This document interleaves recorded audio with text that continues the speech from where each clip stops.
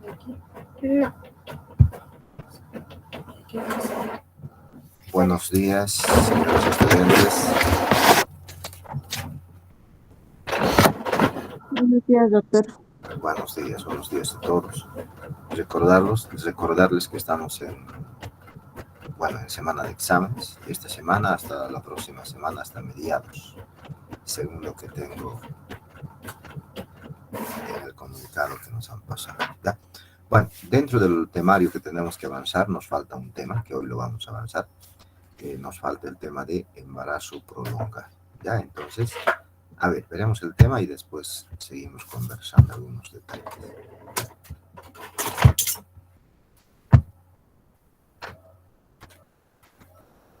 A ver, compartiremos pantalla. Eso.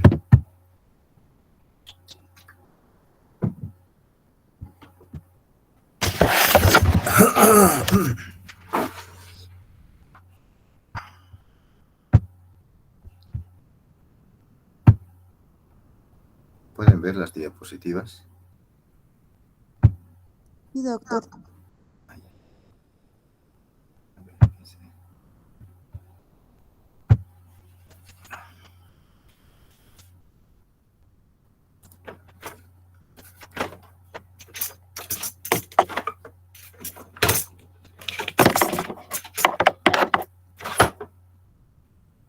Ahora sí. Listo. Embarazo prolongado. Ya vimos anteriormente, sin embargo, lo vimos un poquito a la rápida para recordarles. Se llama embarazo prolongado, embarazo postérmino o síndrome de posmadurez, que vendría siendo lo mismo, ¿no? Entonces, normalmente recuerden que el embarazo dura 40 semanas. Ya 40 semanas es donde más se controla de esa forma por semanas, 40 semanas. En días sería 293 días. ¿Ya? Entonces, generalmente a la paciente se le dice, ¿no? Su fecha probable de parto o su bebé está para que nazca, por decir, el 10 de mayo. Es decir, el 10 de mayo va a cumplir 40 semanas. ¿Ya? ¿Qué pasa si la paciente, el cual llega el 10 de mayo y no nace su bebé? Entonces, al día siguiente, con seguridad, la paciente va a venir y lo que le vamos a explicar es de que tenga paciencia. Generalmente se le da una semana de plazo, ¿no? Entonces esperaremos a ver mañana, pasado, es decir, hasta las 41 semanas.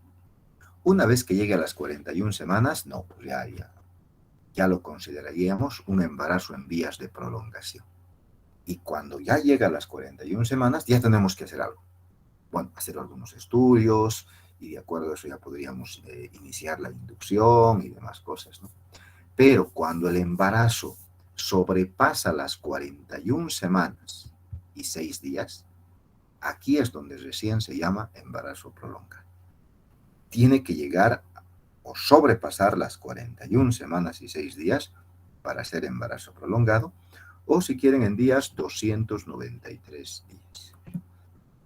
Veíamos de que lo más difícil es calcular el tiempo de embarazo. Ese es lo difícil. Entonces, la fecha de última menstruación es uno de los datos muy importantes que nos sirve. Pero la mayor parte de las mujeres no tienen seguridad de su fecha de última menstruación. O sea, dudan. Tal vez sí, tal vez no, parecería. O son pacientes o muy jóvenes o muy mayores, o son pacientes que tomaban hormonas, ¿no? Lo cual hace que la fecha de última menstruación no sea confiable, ¿no? Pero el FUM, sin lugar a dudas, es uno de los datos. La ecografía precoz es la otra opción que tenemos. Se llama ecografía precoz a una ecografía de menos de 13 semanas de embarazo. Menos de 13 semanas de embarazo. Si tendríamos una ecografía de menos de 13 semanas de embarazo, a través de esta ecografía podríamos nosotros pues calcular el tiempo de embarazo, ¿no? Pero si no tenemos los datos, pues ahí estamos con líos, ¿no? La causa del embarazo prolongado, hay factores maternos, factores fetales, factores placentarios. Ningún factor es 100% seguro y es tan exacto, ¿no?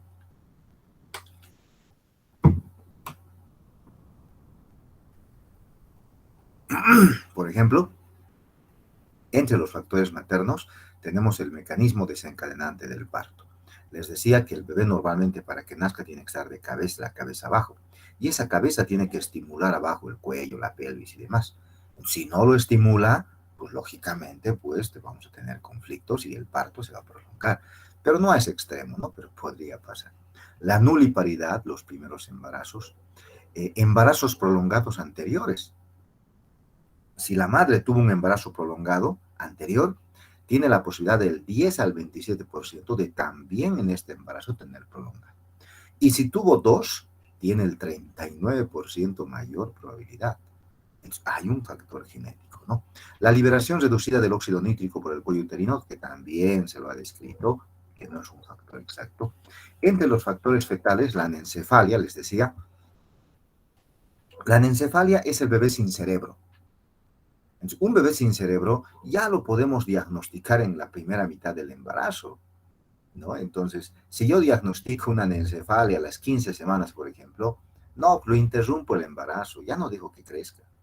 Pero antes, como no había muchos controles, mucha ecografía y demás, habían embarazos anencefálicos que llegaban a término y se prolongaban, porque había un daño del haz hipotálamo hipofisario suprarrenal. Pero ahora ya no, ¿no? Ahora ya es la cosa. Bueno, hemos mejorado, no estamos lo ideal, pero se ha mejorado, ¿no? La hipoplasia adrenal, que es, bueno, una glándula suprarrenal poco desarrollada.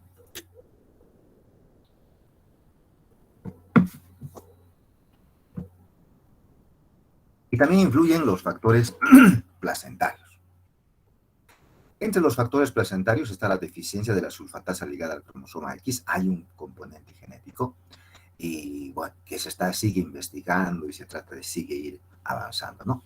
Entonces, volvemos a lo que decíamos antes, la clave es el diagnóstico. Tenemos que calcular bien el tiempo de embarazo, ¿no? Lo ideal es tener una ecografía de antes de las 13 semanas, una ecografía precoz.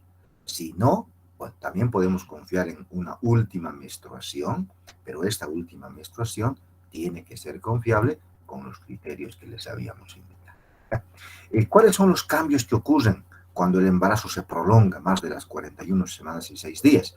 El líquido amniótico se va a reducir.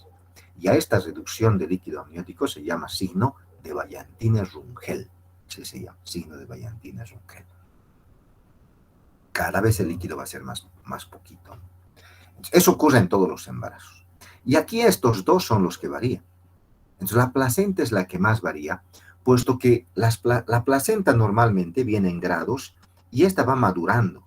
Grado 0, grado 1, grado 2, grado 3, grado 4, ¿no? Generalmente un embarazo llega a las 40 semanas y la placenta está en grado 4, generalmente. Entonces, cuando el embarazo se prolonga, tendríamos una placenta envejecida, calcificada. Y una placenta envejecida, calcificada, ya no va a poder dar nutrientes al bebé. Entonces no le va a poder, porque la placenta es la encargada de nutrirlo al bebé. Y como no le va a poder dar los nutrientes suficientes, entonces el feto lo que hace es empieza a consumir sus propias reservas. Y las primeras reservas que va a empezar a consumir es las reservas del tejido celular subcutáneo. Entonces generalmente van a nacer bebés flaquitos, arrugados, porque no van a tener grasa debajo de la piel, ¿no? Eso es lo que ocurre en un porcentaje, el clásico, ¿no? Pero se ha visto de que la placenta no envejece en todos los embarazos. Entonces, hay embarazadas en las cuales el embarazo llega a las 40 semanas con una placenta, diríamos, joven, o si quieren, grado 2 o grado 3, que sería lo más exacto. Entonces, eso implica de que si el embarazo se prolonga, esa placenta todavía puede dar nutrientes a ese bebé. Y si todavía le da nutrientes al bebé, pues lógicamente ese bebé va a ir creciendo más, ¿no? Entonces, eso ocurre con la placenta. Y en los cambios fetales se pueden dar dos. El síndrome de posmadurez, que es el bebé delgadito, flaquito, como un viejito, y la macrosomía fetal, que es un bebé ya también más de 4 kilos, porque va a continuar su crecimiento. Bien, esto es lo que ocurre con la placenta a medida que pasa el embarazo. La placenta va a ir madurando y se va a ir, como quien diría, envejeciendo. Como todo embarazo, ¿no? Empieza joven y cada vez va llegando a la madurez, ¿ya? Pero no todos los embarazos cumplen esto. Algunos embarazos llegan a las 40 semanas con un grado 4, pero muchos embarazos llegan a las 40 semanas con un grado 3 o un grado 2. Y ahí viene la diferencia cuando se presenta el embarazo prolongado. Entonces, en el embarazo prolongado va a depender de la placenta.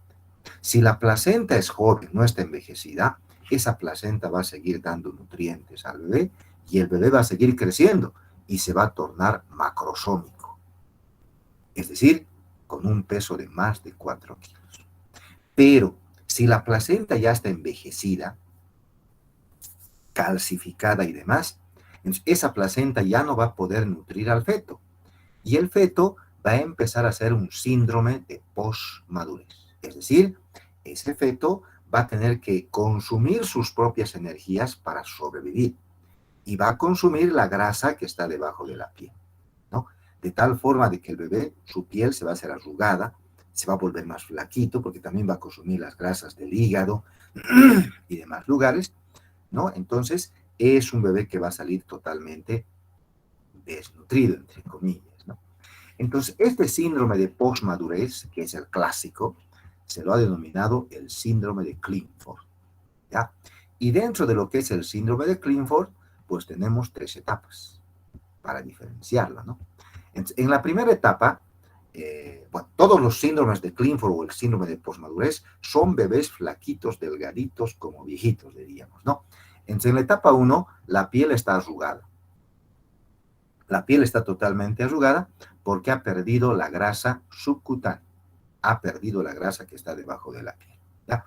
Por consiguiente, la piel se va desprendiendo, se va despegando, entonces fácilmente se despega la piel. Pero en la etapa 1 se caracteriza porque no hay meconio. Entonces el cuerpo, si bien es largo, el cuerpo es delgado, el peso va a estar disminuido, pero no hay meconio. Eso es lo característico de la etapa 1. No hay meconio, ¿ya? Pero en la etapa 2, aquí ya se viene el meconio. Entonces ya diríamos, el bebé empieza a sufrir.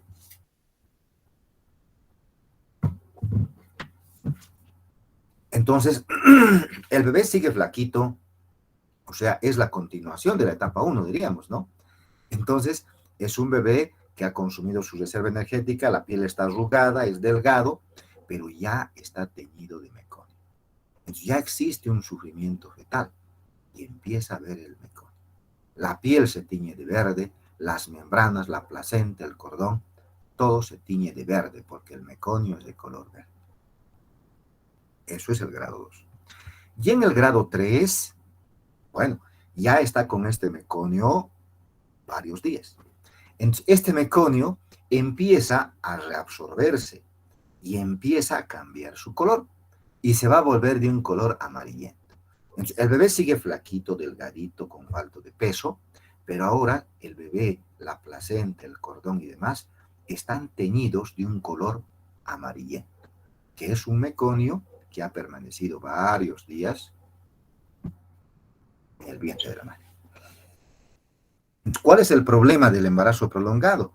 De que hay un aumento significativo de la morbimortalidad fetal cuando sobrepasa las 41 semanas. Por eso les decía, no dejamos que vaya más allá de las 41 semanas, ¿no? Pero recién se dice embarazo prolongado cuando llega a las 42 semanas, más de 41 semanas y 6 días. Miren, a las 41 semanas, la morbimortalidad fetal es 1.5 más veces. A las 42, 1.8 más veces. A las 43, 2.9. A las 44, 4 a 6 veces más. Entonces, hay que tomar presente, ¿no? Los problemas asociados al embarazo prolongado, el sufrimiento fetal. El bebé puede sufrir. Y la primera causa para que sufra es la compresión del cordón por un oligoamnios. El oligoamnios es cuando el líquido no hay. O sea, no es que no hay, sino ha disminuido. Y recuerden que todos los embarazos prolongados están con el líquido disminuido. Todos los embarazos prolongados. Entonces, como el líquido está disminuido, el cordón se puede comprimir con la pierna, con el brazo, con la cabeza. Se comprime el cordón la circulación disminuye y se viene el sufrimiento, ¿verdad? Entonces, las alteraciones más frecuentes son los DIPS 3, los DIPS variables, que son por compresión del cordón, que pueden ser de moderados a graves en un 75%, puede haber bradicardia fetal con pérdida de la variabilidad, puede haber un DIPS 2, que ya es un sufrimiento fetal. Entonces, el peligro fetal en su mayor consecuencia es por la compresión del cordón, sea bebé pequeñito o bebé grande. Bueno, los problemas asociados entonces al embarazo prolongado van a ser dos. Uno, si el bebé es macrosómico, y otro, si tiene el síndrome de posmadurez. Si el bebé es macrosómico, pues, lógicamente, si yo sé que el bebé es macrosómico, bueno, pues habría que operarlo, ¿no? Lo ideal sería operarlo. Pero muchas veces no nos damos cuenta, porque pues el líquido también va a disminuir, ¿no? En esos momentos intentamos parto y conseguimos que nazca parto. Cuando un bebé macrosómico nace por parto, pues se puede trancar.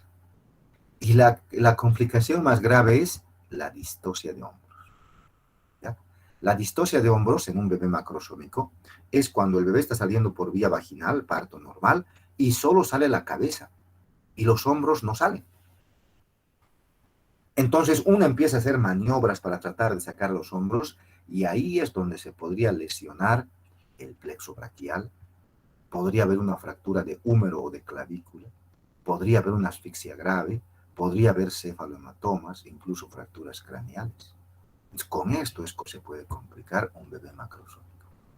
El síndrome de posmadurez, bueno, recuerden que es un bebé sin tejido celular subcutáneo, la piel arrugada. Son bebés frágiles, desnutridos, delicados. Entonces,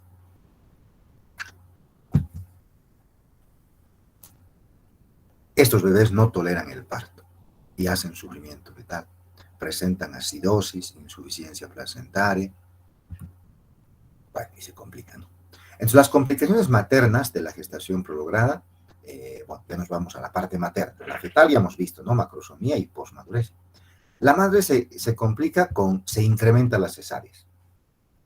A momentos decimos se ha prolongado, cesárea. Cuando la indicación no es directa para cesárea. Bueno, lo ideal sería hacer una ecografía Doppler y ver cómo está ese bebé. ¿Va a aguantar el parto el bebé porque el Doppler está bien? Inducimos e intentamos un parto. ¿Ya? Trauma vaginal, lógicamente, a consecuencia de los desgarros por un bebé macrosómico, ¿no?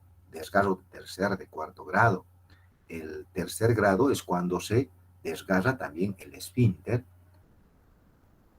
externo del ano, y el cuarto grado es cuando se desgarra el recto. ¿Ya?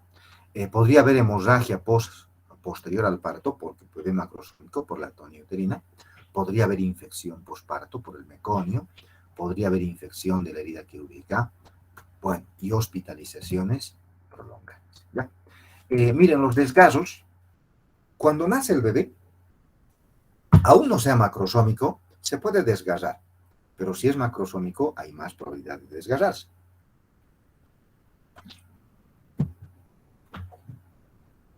Los desgarros se han dividido en 4 grados. Entonces tenemos que saber cuáles son estos 4 grados. Es lo básico, ¿no?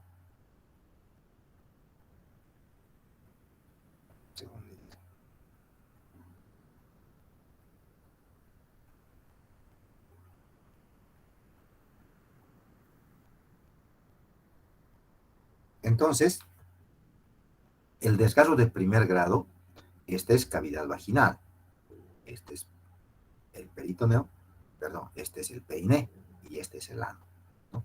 Entonces, un desgarro de primer grado es un desgarro que abarca mucosa y o piel. Es superficial, lógicamente. Puede desgarrarse mucosa y o piel, ¿no? Solo mucosa o solo piel o los dos en uno, ¿no? Primer grado. El desgarro de segundo grado es como una episiotomía, ya que se desgarra mucosa, piel y músculo, pero solamente el músculo de un epicio, ¿no? El bulbo cavernoso, el transverso superficial y demás. Segundo grado. Tercer grado, aquí ya se complica.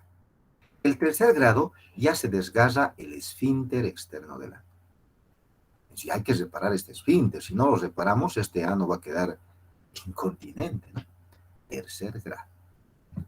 Y el cuarto grado es cuando se desgarra hasta el recto y ya se contamina con materia fecal. Aquí la cosa es grave, ¿no? En estos casos ya lo tiene que ver el cirujano, ¿no? Porque ya se ha contaminado con materia fecal. Bueno, ¿qué hacemos? Entonces, aseguramos el bienestar fetal previo al parto. Es decir, si yo tengo un embarazo prolongado, lo que tengo que hacer es hacer un estudio de bienestar fetal.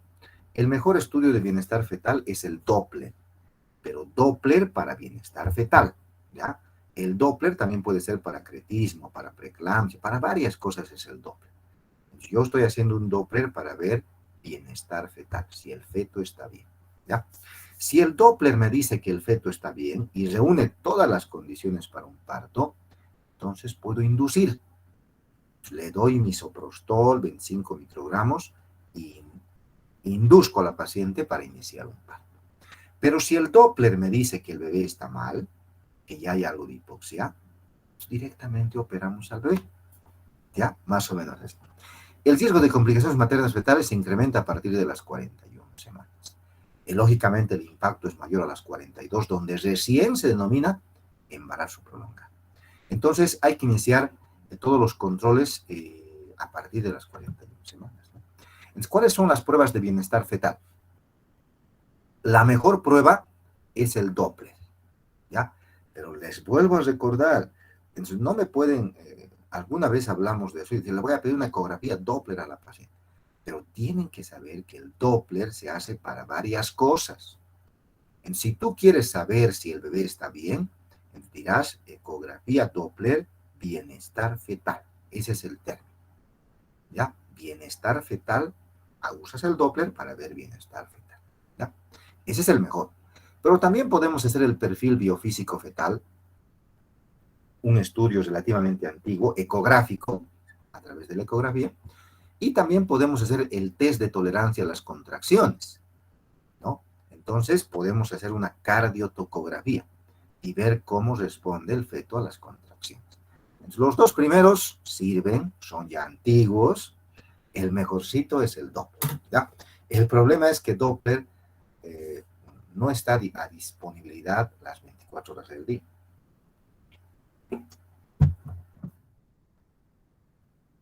Entonces, la vigilancia fetal lo vamos a hacer a través de una ecografía. La ecografía nos sirve para calcular edad gestacional, pero recuerden que la ecografía ideal es la ecografía del primer trimestre, antes de las 13 semanas. La ecografía del último ya no sirve para calcular edad gestacional, porque el margen de error es alto. Pero sí nos sirve la ecografía para ver cuánto líquido hay, para poder ver algunas malformaciones, para poder ver maduración de la placenta. No sirve, ¿no? Entonces, en la mayor parte vamos a tener un oligoamnios, porque el líquido se va perdiendo, ¿no? La mortalidad perinatal aumenta, la frecuencia de sufrimiento fetal por compresión del cordón.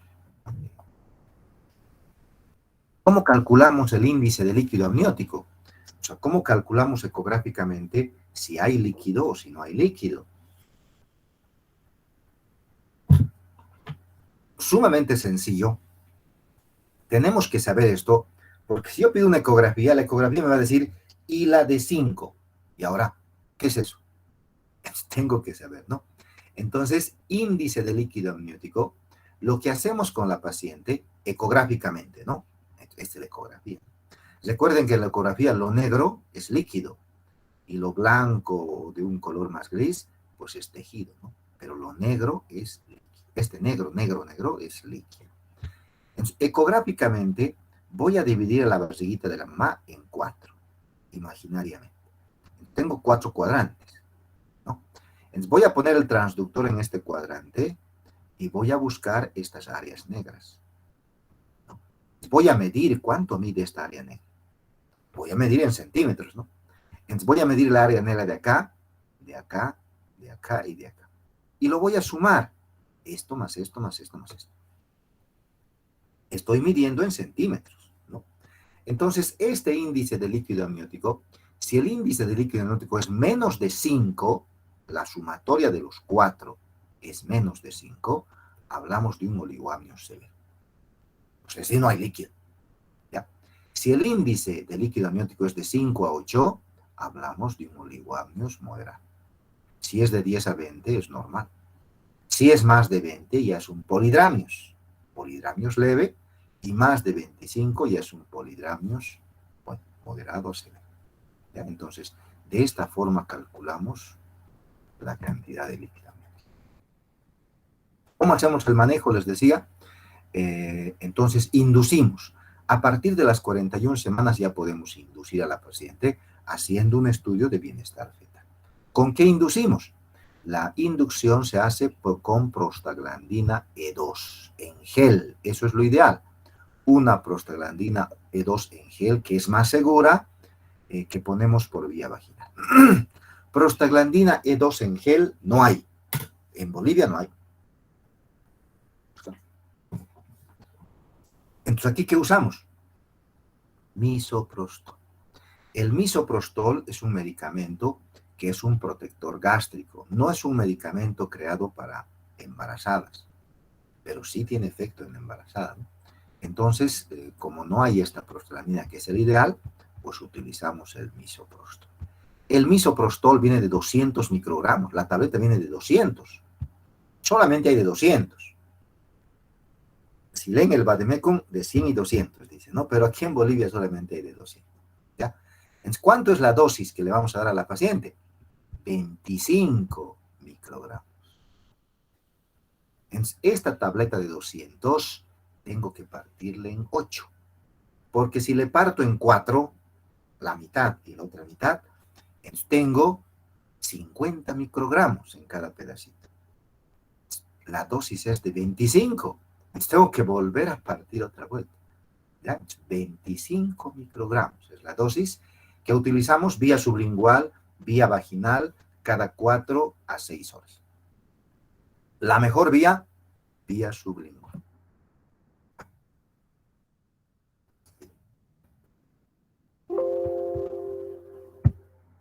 Bueno, jóvenes, ¿alguna pregunta? ¿Preguntas, dudas?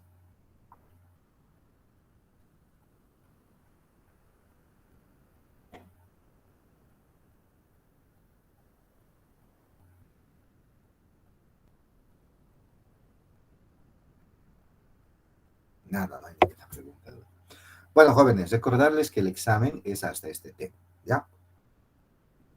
Este tema les he pasado al grupo de WhatsApp, si no me equivoco. ¿Han recibido el tema en el grupo de WhatsApp?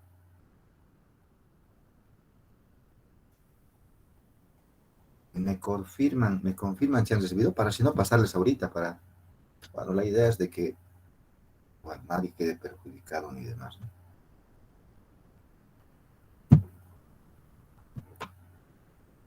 Me confirman si han recibido el tema por el grupo de WhatsApp. Señores estudiantes, estamos con 17 personas en la sala.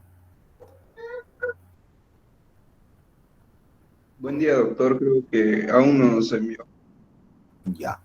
¿Es posible de que me mande algún mensajito por el grupo de WhatsApp? Tal vez no lo he identificado bien.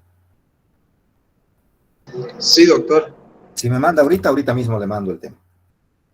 Ya, doctor. Al grupo, ¿verdad, doctor? Sí, al grupo de WhatsApp. Escriba cualquiera cosa, buen día nomás, y para ubicarme dónde es el grupo. Está bien, doctor.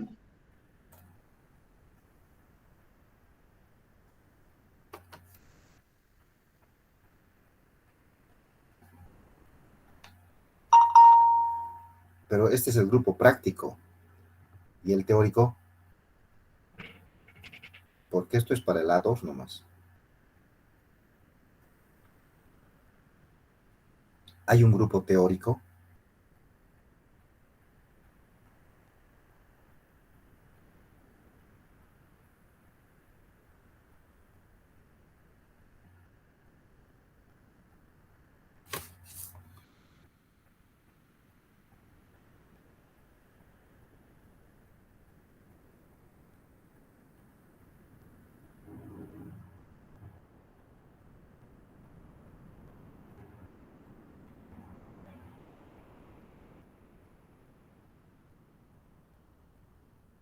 Yo tengo un grupo acá que les he mandado. De todas formas, también les voy a mandar a este grupo práctico. Este tema que ha sido el último tema que les acabo de dar. Bueno, jóvenes, ¿alguna duda, alguna pregunta en relación a la actividad que estamos haciendo? Creo que nada, todo está claro, ¿no? Bueno, les recuerdo, hasta este tema es el examen teórico que ya ha comenzado el día lunes, por eso les estoy mandando las diapositivas, porque nos hemos retrasado un poquito. Es recordarles que la actividad práctica, pues me imagino que todos los que han ido a la actividad práctica han dado por lo menos un examen de parto, ¿ya? Entonces, con esos no hay. Con los que han venido a la práctica presencial no hay problema. Con los que no han venido y están en la parte virtual, también este fin de semana se les va a mandar un trabajo, igual que la anterior semana. Un trabajo para que ustedes resuelvan. Los grupos ya están formados. Entonces se les va a mandar un trabajo que tienen que resolverlo también en el plazo de 3 días para poderles poner nota, ¿ya? Las personas que no han podido asistir a las clases presenciales, por alguna razón, pues tienen que adjuntarse a la clase virtual, ¿ya? Yo por eso trato de esperar, porque no puedo no puedo darles la tarea, entregan, y después que recién aparezcan algunos estudiantes diciendo, no, yo también no he ido, ¿qué puedo hacer? Y demás. No, por eso me doy tal vez la molestia de esperar hasta el último, porque de lo contrario se va a hacer un caos, ¿no? Porque no puedo estar dando trabajos a cada rato, solamente es una sola vez el trabajo. Entonces, las personas que no han podido asistir a las clases presenciales, por favor, adjúntense al grupo de la vía virtual para poder hacer el trabajo y poder tratar de recuperar algo de nota. ¿De acuerdo? ¿Alguna pregunta más, jóvenes?